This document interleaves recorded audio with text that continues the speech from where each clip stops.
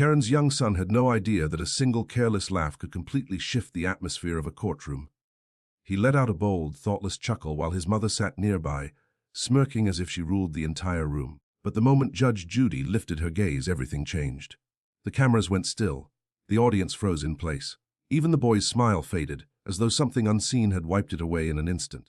There was no anger in Judy's expression, only restraint. And when she stayed silent like that, it usually meant someone's reality was about to collapse. The echo of that laugh still lingered, sharp and out of place, clinging to the walls of the courtroom. It didn't belong there, yet it refused to disappear, hanging in the air with discomfort. Even the cameras subtly adjusted, focusing on the small child who had broken the silence so casually. He sat beside his mother, legs swinging without a care, unaware that the room's temperature had dropped around him. Karen gently nudged him, wearing a proud, arrogant smile that cut through the tension. Leaning back comfortably, she acted like she was watching entertainment instead of sitting in a courtroom. Her confidence spread through the space, loud and misplaced, as if she had no idea what she had just triggered. Judge Judy remained completely still. No reaction, no warning, no expression. She simply observed, letting the silence stretch longer and longer until even Karen's confidence began to feel unstable. The judge's hand rested calmly on the file in front of her, her focus locked in. It wasn't emptiness. It was control, building quietly beneath the surface. The camera slowly pushed in toward her face as she finally raised her eyes. The warmth in the room seemed to drain out instantly, replaced by something heavier, authority, calm, and unavoidable discipline. Karen scoffed, trying to break the tension. "Relax, he's just a kid," she said loudly, attempting to dismiss the moment. But the boy's expression had already changed. His earlier amusement faltered, just slightly, but enough for anyone paying attention to notice. Something in Judy's stare had reached him, pulling the humor out and replacing it with confusion he couldn't explain. Judy leaned back slightly, her fingers tapping softly against the edge of the file. The sound was faint, but it felt like a signal marking time. The entire room held still. "Stand up," she said calmly. Her voice didn't rise, yet it carried undeniable weight. The boy's body reacted before his mind caught up, his legs stiffening as he began to obey. Karen let out a short laugh, trying to brush it off again, but her son didn't join in this time. His hands tightened around the chair's arms instead. The courtroom shifted as all eyes turned toward the child rising slowly. Uneasy movement spread through the room, people watching in silence as the boy stood under pressure far greater than his size. Judy never looked away from him. "Stand up," she repeated, softer but even firmer, impossible to ignore. As he finally stood fully upright, the atmosphere felt tighter, almost compressed. It was clear that something important was about to unfold, something no one, especially his mother, was prepared for. "Let me see your eyes." "Young man," Judy said, tilting her head slightly.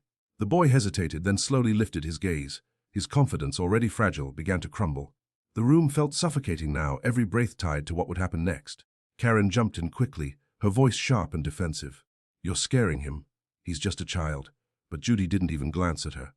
Her attention stayed locked on the boy, steady and calm, like a fixed light in a storm. There was no threat in her silence, only expectation. And somehow the boy understood that difference, even if he couldn't explain it. Karen leaned in, placing a hand on her son's shoulder. "Tell her what happened, sweetheart," she urged, her tone overly sweet, almost staged. Her grip tightened slightly, disguised as comfort. Before anything else could be said, the courtroom door creaked open. The victim walked in slowly, holding a small cardboard box close to his chest as if it were fragile. His presence immediately shifted the mood. He looked exhausted, not just physically, but emotionally drained. He approached respectfully. "Your Honor," he said quietly, "I brought the phone and something else." Karen rolled her eyes dramatically, muttering in disbelief. The victim didn't react. He carefully opened the box and revealed a damaged phone, its screen shattered into a web of cracks. The boy's eyes widened slightly at the sight. Something flickered inside him. Recognition, discomfort, and uncertainty all at once. Judy gestured for the evidence to be brought forward. The room leaned in, attention sharpening. Karen quickly jumped in again. It was an accident. Kids drop things. Maybe he shouldn't have been given a phone in the first place. The victim shook his head. "I didn't give it to him.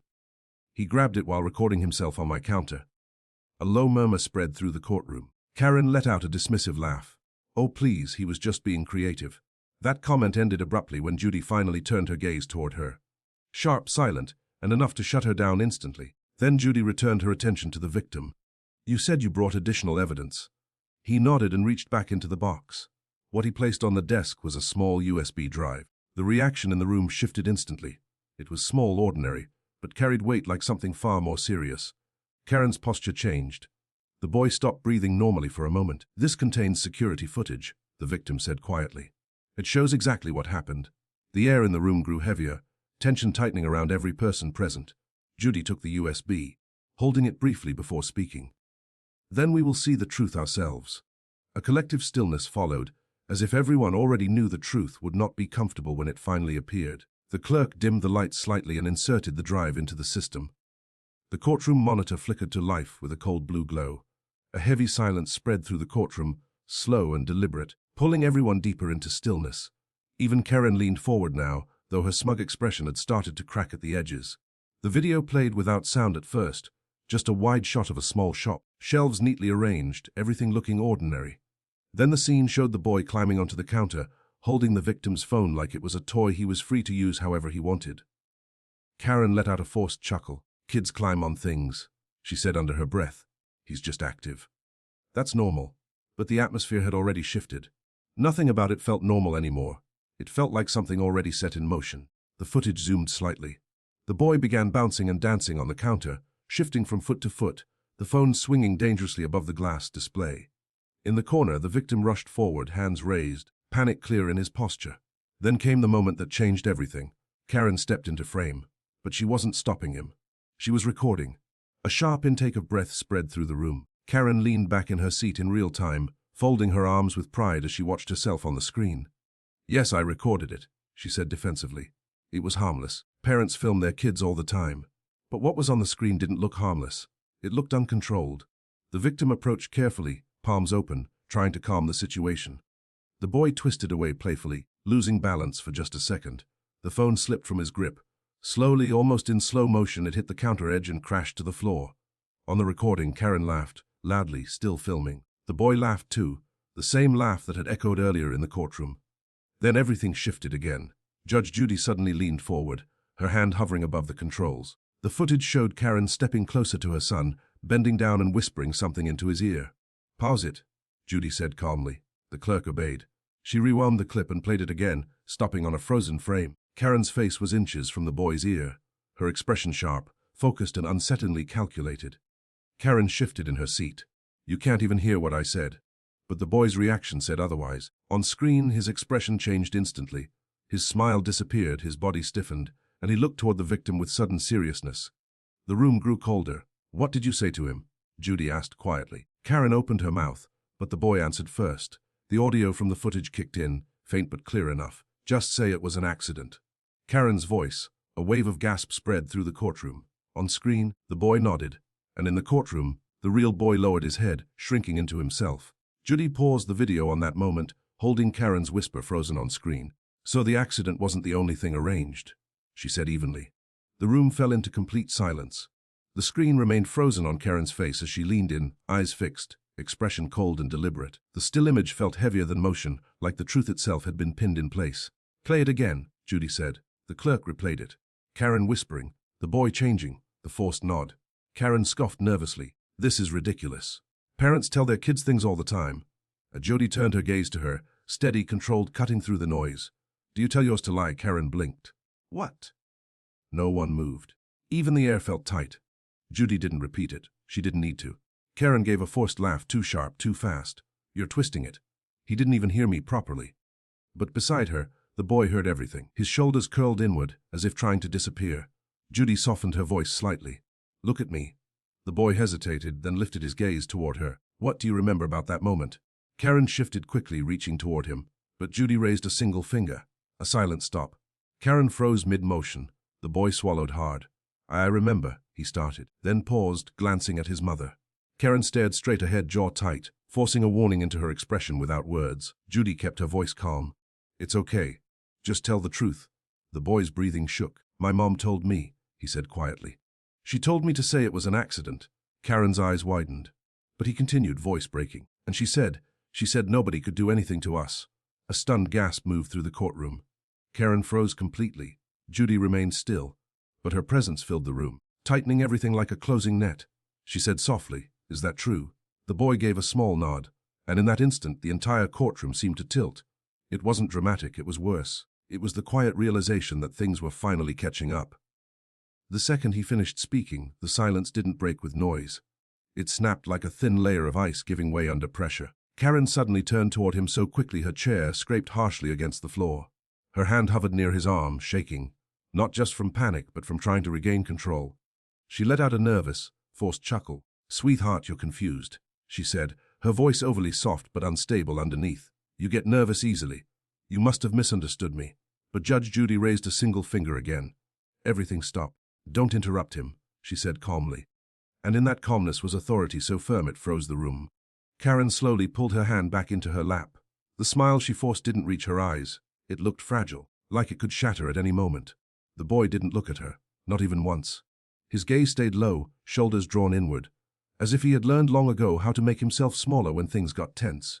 Judy's voice softened slightly as she addressed him. "Thank you for telling the truth." The boy blinked, almost confused. Like honesty wasn't something that had ever been rewarded before. Karen let out a sharp laugh that didn't match her expression at all. "Oh please, he's just mixed up. Kids say things. You can't take that seriously." But Judy was already opening the case file. Her movements were slow, precise, controlled. She turned to a page and stopped, then read from it. "Ms. Karen," she said, scanning carefully, "you wrote here that your son panicked because the store owner frightened him." She tapped the line lightly. Yet the video clearly shows him laughing and dancing on the counter. Karen's expression tightened instantly. That's not what I meant." She rushed out, hands moving in quick, messy gestures. "You're twisting it." Judy didn't react. "The only thing being twisted here," she said calmly, "is your relationship with the truth." A low murmur spread through the room. Karen snapped, "You don't get to question me as a mother." Judy didn't raise her voice. "That is exactly what I am doing," she replied steady, "because you placed your child in a position where he was protecting your version of events." The color rose in Karen's face. Anger, embarrassment, panic all mixing together. She turned sharply toward her son. "Look at me," she whispered harshly. But he didn't. For the first time, he refused. Judy closed the file with a soft sound that felt heavier than any gavel strike. "We will continue," she said, "because your own statement contains something you will need to explain." Karen froze. Everyone in the room felt it. That shift. That moment when something hidden starts to surface. Judy reopened the file and found a specific line. Karen's expression changed before a single word was spoken. The judge held the page up. "What I am about to read," she said, "comes directly from your written statement." Karen swallowed hard. The courtroom leaned in. "You wrote," Judy continued, "that the victim harassed your child, and that the damage to his property was justified because he should have known better than to challenge a child." A wave of disbelief passed through the room. Karen snapped. "That's not how I meant it. I was upset when I wrote that." Judy didn't look up. "You also wrote," she continued, "that your son was simply expressing himself, and that the store owner humiliated him by speaking firmly." The boy's face tightened. Confusion and discomfort crossed him at the same time. Judy lowered the paper slightly. "Do you still stand by that statement?" Karen's voice rose too quickly. "Yes, because he embarrassed my son! He made a scene!" The victim spoke quietly, almost carefully. "Ma'am, he only started crying after the phone broke and you yelled at me." Karen shot him a glare. "You scared him. You're an adult. Why are you even speaking to a child when I'm right here?" But the courtroom didn't respond to her anymore. Not after the footage. Not after the whisper. Not after the boy's confession. Judy leaned back slightly, studying her with a steady gaze. "I see a pattern," she said. "Disregard for others. Disregard for responsibility. And now disregard for truth." Karen opened her mouth again. Judy raised a hand. Silence followed instantly. Then Judy turned to the boy. Her tone changed completely, softer, calmer. "I want to ask you something," she said. "And you only answer if you feel safe to do so." Karen stiffened. "He is safe. I'm right here." But the boy didn't move closer to her. Instead, he subtly leaned away. A small movement, but it said everything. Judy continued gently. "What does the word respect mean to you?" The boy's lips parted, but no words came out. His fingers tangled together tightly, shoulders curling inward as if he were trying to disappear into himself. Karen stared at him, visibly shaken. "Answer her," she snapped. The boy flinched. Judge Judy's eyes shifted instantly toward Karen. Sharp, controlled, and enough to drain the air from the room. "Do not speak for him again," Judy said firmly. "Let him decide what respect means on his own." For the first time, the boy slowly lifted his head, not because he was told to, but because he chose to. Judy's voice remained steady. "If you were in that courtroom, would you speak, or would you stay silent and let the truth speak for you?" His head trembled slightly, like even looking forward instead of down took effort he had never been allowed to practice. The entire room went still, not waiting for Karen anymore, but waiting for a child who was finally being asked what he truly felt. Judy kept her expression calm and open, giving him space instead of pressure. That silence felt different now. Safer. Take your time, she said gently. Karen scoffed and crossed her arms. This is ridiculous. Judy didn't even look at her. Do not interrupt again, she said. Karen stopped immediately. The boy inhaled slowly, like he was pulling himself up through deep water. When he finally spoke, his voice was barely there. I thought it was funny, he whispered, because my mom was laughing. His face tightened as if the memory hurt. His feet shifted nervously, small squeaks of his shoes echoing in the silence. Karen turned sharply. Honey, stop. You didn't do anything wrong, I told you. Miss Karen. Judy cut in, her tone instantly firm. Enough. Karen froze again. The boy kept looking down. When she laughs, I'm supposed to laugh too, he said quietly, even if it's not funny. The words weren't rehearsed. They weren't guided. They were raw. A subtle shift moved through the courtroom. The issue was no longer about a broken phone. It was about pressure, control, and a child trying to understand approval. Karen's expression tightened, panic breaking through her composure. You're making it sound like I forced you, she said quickly. The boy let out a small broken breath, not a full sentence. Just a quiet plea for her to stop speaking for him. Judy leaned forward slightly, her focus soft but precise. What do you want to say? She asked. The boy swallowed hard. I don't want people to get in trouble, he said. But my mom said if I don't do what she says, people will think we're bad. Karen snapped immediately. That is not true. Her voice rose desperate. You don't understand people. I was protecting you, but it didn't sound like protection anymore. It sounded like fear wrapped in control. The boy pulled his hands into his sleeves, shrinking further into himself. For the first time, Karen realized she wasn't reaching him anymore. Not with words, not with pressure, not with anything. He wasn't looking at her now. He was looking inward. Judy exhaled slowly and opened a new document on her desk. Then, she said calmly, it's time we discuss what your mother did next. The atmosphere tightened again. The silence felt heavier than sound. Judy slid a fresh report forward. Her eyes locked on Karen with quiet precision. The boy kept his gaze down, but his shoulders trembled slightly, carrying guilt that wasn't his and fear that never should have been placed on him. Miss Karen, Judy said, this is a secondary report filed 1 week after the incident. Karen stiffened immediately. Judy lifted the document. Statement from the store owner who witnessed your behavior before and after the damage. A ripple of murmurs moved through the courtroom. Karen let out a forced laugh. He'll say anything. He hated me the moment I walked in. Judy wasn't impressed. According to this report, she continued, you called him a pathetic nobody who should mind his own business. The boy looked up sharply. Mum, you said that. Karen waved it off. It was the heat of the moment. But the boy didn't see it that way anymore. He remembered laughing when he shouldn't have. He remembered being told what to say. He remembered reality being reshaped around him. Judy continued. The report also states that you encourage your son to mock the victim before leaving the store. A quiet gasp moved through the room. Karen's voice sharpened. Kids tease! It builds confidence! I was teaching him not to be pushed around. But in the courtroom now, nobody heard confidence. They heard control trying to disguise itself as parenting. Judy replied calmly, that's not what confidence looks like when it comes at the expense of others. For the first time, Karen didn't respond. The silence grew heavier, stretching across the courtroom like a warning. Then Judy reached for another document, thin, official, and clipped beneath the first. There is more, she said evenly. The store's surveillance captured everything. Karen's eyes snapped toward the screen, panic starting to creep in beneath her controlled expression. Judy tapped the page lightly. What you've seen so far was only one angle. There is a second camera, positioned behind the counter. The entire room seemed to lock in place. Even Karen's arrogance finally cracked.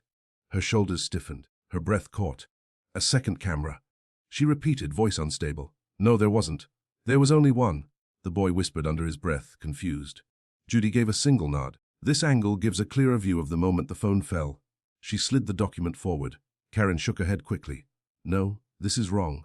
That footage is. No, it can't be right. Judy raised her hand. Play the second recording. The monitor flickered. The room collectively held its breath, and then the video appeared. No build-up, no easing in. Just truth. The second angle came from behind the counter.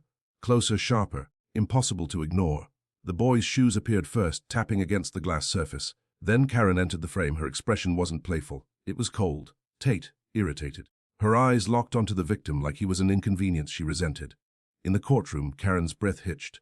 Her son flinched at the sound. On screen, the victim stepped forward with open hands. Hey, buddy, he said gently. Let me help you down so you don't fall.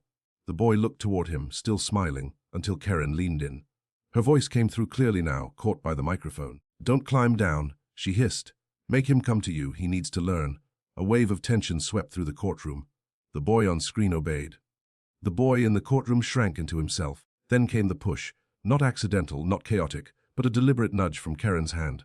Just enough. The boy stumbled.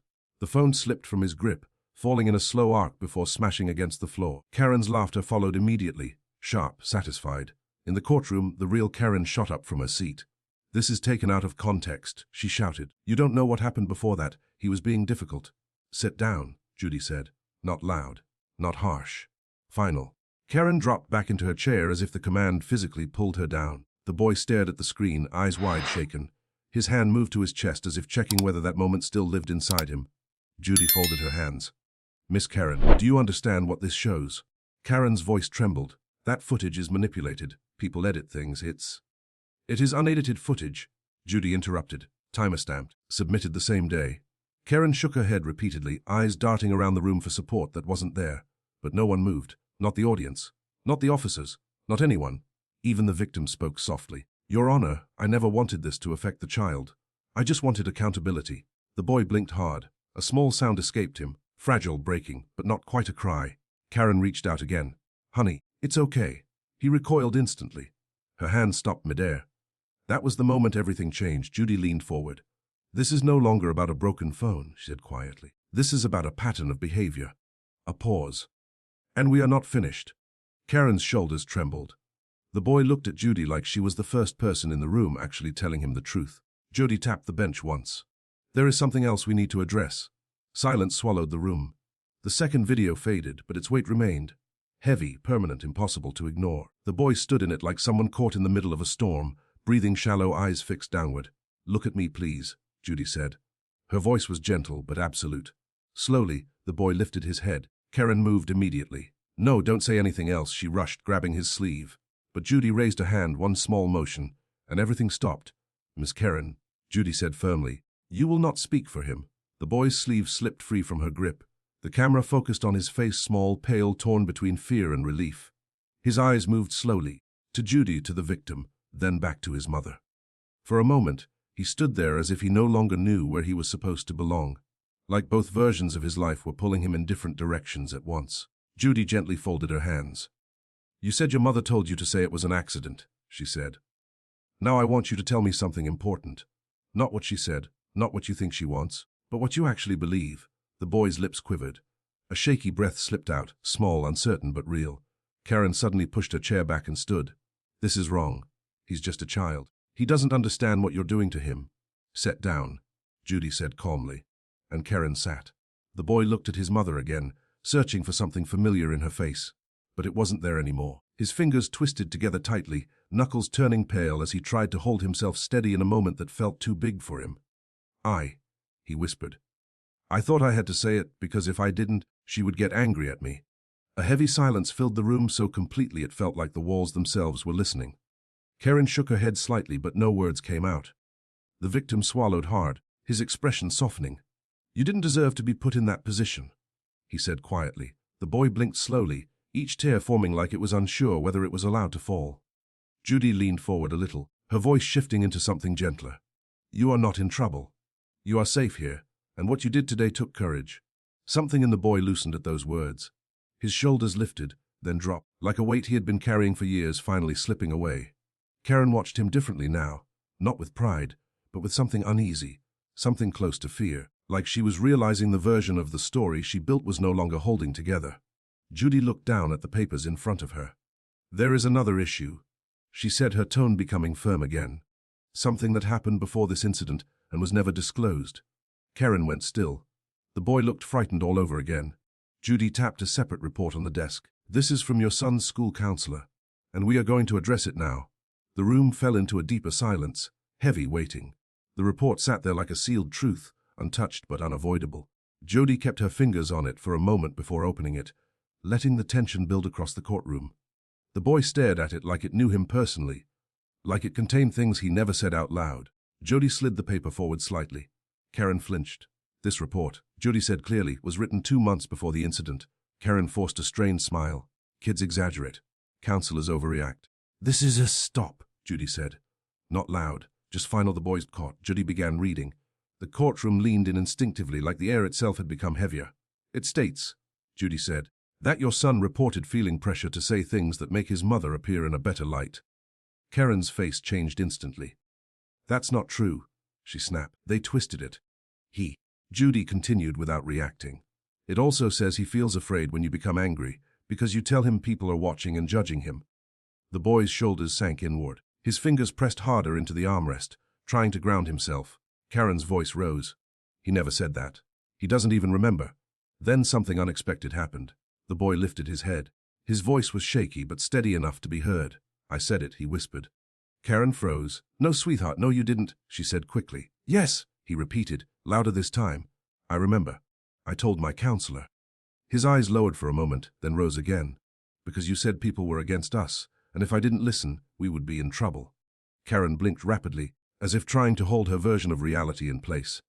I was teaching you to be strong, she said quickly, to not let people walk over you. But the boy's expression had changed now. It wasn't anger, it was realization. Slow, painful understanding. The victim spoke softly from the stand. Being strong doesn't mean making a child afraid to tell the truth. Karen snapped toward him instantly. He is my son, not yours. The boy flinched at her raised voice. Judy's hand lifted immediately. Enough. Silence dropped again, heavy and absolute. Judy turned her attention back to the boy. Judy asked quietly, have you ever felt scared to tell the truth at home? Karen's eyes widened instantly, panic flashing across her face like a sudden strike of lightning. The boy hesitated for a long, fragile moment, then gave a small nod. A sharp breath escaped Karen. Judy closed the report with a soft but final sound. Then we must address, she said calmly, why a child feels fear inside his own home. The boy went still. Karen stared downward, and the entire room seemed to prepare itself for something irreversible. When the counselor's report closed, something inside Karen finally gave way. A faint, broken sound slipped out of her, small, human, unguarded. Not anger, not performance, just collapse. For the first time, she didn't look powerful. She looked overwhelmed by the consequences she could no longer control. The boy kept his gaze lowered, but it wasn't shame anymore. It was exhaustion, the kind that builds when a child has been carrying emotional weight far beyond his years. Judy allowed the silence to remain, not as pressure but as truth settling in.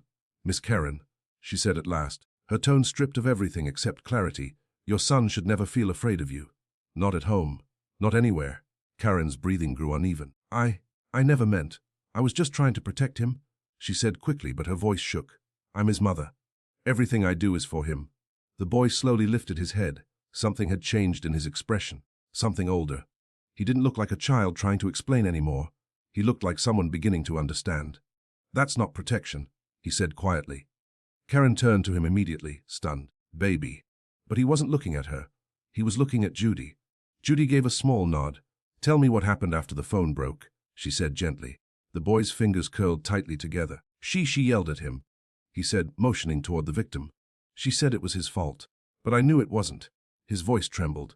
I wanted to say that, but she grabbed my arm. Hard. Her nails, he winced, rubbing a faint mark on his wrist. Karen's face twisted, tears forming, but not softening her expression. They made it sharper, more panicked. I didn't mean to hurt you, she whispered urgently. You know that. I was just trying to make you listen. The boy didn't answer. He didn't nod. He didn't shake his head. He simply looked away, and that small movement broke something in Karen more completely than any words could. Judy leaned forward slightly. This court is not here to question whether you love your son, she said firmly. But your actions have consequences, for him most of all. Karen's tears finally fell. She covered her face, shoulders shaking. The room stayed silent, not entertained, not reactive, just heavy with realization. The boy wiped his eyes with his sleeve. Am I in trouble? He whispered. Judy responded immediately. No, she said gently but clearly. You did something very brave. You told the truth. The boy exhaled shakily, like he had been holding his breath for years. But Judy wasn't finished. She turned back to Karen, her expression sharpening again. Miss Karen, she said, there is one more issue we must address before I make my ruling. Karen lowered her hands slowly. Her eyes widened, fear settling in. Judy tapped a final document on the desk. This concerns what you told your son after leaving the store. The atmosphere tightened again. The boy sat perfectly still now, hands folded tightly in his lap. Karen's breathing became uneven. Judy slid the paper forward. Karen flinched before even reading it. This, Judy said, is a statement from your son's school counselor. Karen swallowed hard. She twisted my words. Miss Karen, Judy cut in firmly. You lied in your complaint. You lied in this courtroom. And now there is evidence you involved your child in those lies repeatedly. Karen opened her mouth, but nothing came out. The courtroom remained frozen, as if any movement might break the fragile balance holding the moment together. Judy continued. Your son should grow up understanding honesty, she said. Instead, he has learned to fear your reaction more than wrongdoing itself. The boy's eyes filled again, not with guilt, but with something quieter. Realization. Release, Karen whispered. I was protecting him. You don't understand how hard it is to be a single mother. Judy didn't move. Being a parent is not permission to control others or use your child as a shield. Karen's face tightened again. I wasn't. Sit, Judy said firmly. Karen sank back into her chair. Judy opened the final page. This is the repair estimate for the damaged phone you refused to cover. She began reading. Numbers, facts, losses, cold and undeniable. The cost of repair, the lost data. The impact on the victim's work. All reduced to figures, even though the damage itself was far beyond numbers. Each line felt like another weight settling onto Karen's chest, and with every word, the boy seemed to shrink a little more. This, Judy said, placing the paper down with final certainty, is what your actions cost another person. The victim spoke gently from the stand. I don't want to punish the child. He already apologized. I just want the truth to be acknowledged. Judy gave a small nod. And it will be. Then she turned back to Karen, who was visibly falling apart now. Mascara streaked, breathing uneven, panic written all over her face. Miss Karen, Judy said firmly, you placed your son in an emotionally harmful situation. You encouraged dishonesty. You disrespected another person. And you attempted to mislead this court. Karen shook her head quickly. I was just doing my best. No, Judy replied calmly. You were doing what was easiest for you. The boy looked at his mother again, really looked this time, and something in his expression made her flinch harder than any words could. Judy lifted her gavel, then paused before bringing it down.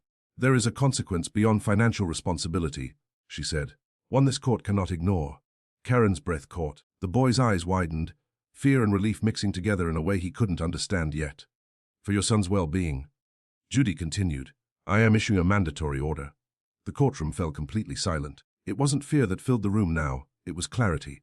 The kind that strips everything down to its rawest truth. Karen's breathing became shaky and uneven.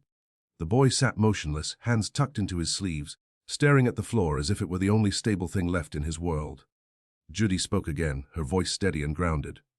I want this court to understand something important, she said.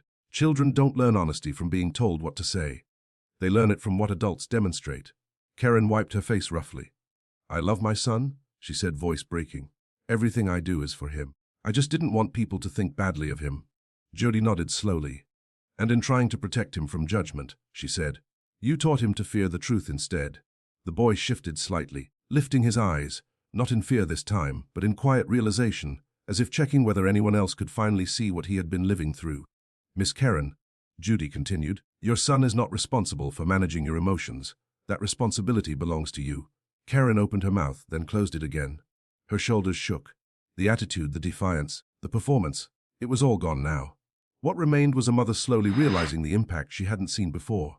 The victim spoke softly from the stand. Ma'am, I don't believe you intended to harm him, but he was hurt. I'm not asking for anything unreasonable. I just want him to grow up feeling safe, not afraid. The boy's lip trembled, not from fear but from relief. Someone had finally said it plainly. Judy placed both hands on the bench. Miss Karen, she said, you came into this courtroom believing your authority would excuse your actions. You believed your son would protect your version of events. You believed control meant strength. Karen's eyes filled again. But your son, Judy continued gently, has shown more honesty in the last few minutes than has been shown in this entire case. A tear rolled down the boy's cheek. He didn't wipe it away. Judy raised her gavel slightly. Before I give my final ruling, she said, I have one last question. Karen froze. Do you understand, Judy asked, her voice steady and low, what your son has just taught you about respect? The boy turned toward his mother. The entire room seemed to lean in. Karen's throat tightened. Her hands trembled in her lap. She opened her mouth, but nothing came out. No defense, no explanation, no performance, just silence. The boy looked at her quietly. Mom, he whispered. That single word broke through her completely. Her shoulders dropped. Slowly, she shook her head, as if seeing herself for the first time through his eyes, not as the protector she believed she was, but as the source of the pressure he had been carrying. Judy spoke more softly now. Miss Karen, your son has been carrying emotional weight that was never his to hold. He learned to lie not because he was dishonest, but because he was afraid of your reaction. Karen inhaled shakily. I thought if I seemed weak, people would take advantage. I didn't want him to grow up like that. Judy responded evenly. But instead, he learned the same fear you were trying to protect him from. Karen's face collapsed fully. Tears came freely now. The courtroom didn't feel harsh anymore, just heavy, like everyone understood they were witnessing something breaking open. Judy turned to the boy. Stand up for me. He stood slower this time, but without fear. You told the truth when it mattered, Judy said, and because of that, you are not in trouble. He nodded quietly. Yes, Mum. Good, Judy replied. You have nothing to be ashamed of. Karen let out a small sob, no longer defensive, just raw. Judy turned back to her. Here is my ruling, she said. You will pay for the damages court costs and the full cost of the phone. You will also complete a mandatory parenting accountability program. Your son will continue counseling until it is no longer needed. Karen nodded silently. This is not punishment, Judy added. This is correction, and an opportunity to change the direction of your home. She brought the gavel down, soft, firm, final. Not a crash, a closure. The boy stepped back from the stand. He didn't look afraid anymore. He looked lighter, like something heavy had finally been lifted from his shoulders. Karen reached out hesitantly. This time he didn't pull away. He didn't cling either. He simply allowed her to hold his hand, quietly, cautiously, as if they were meeting each other again on new ground. The courtroom watched in silence as they walked out. Not victorious, not defeated, changed. And as the doors closed, the atmosphere settled. In that courtroom, justice didn't always arrive loudly. Sometimes it arrived quietly, and that quiet was enough to echo long after everything else ended.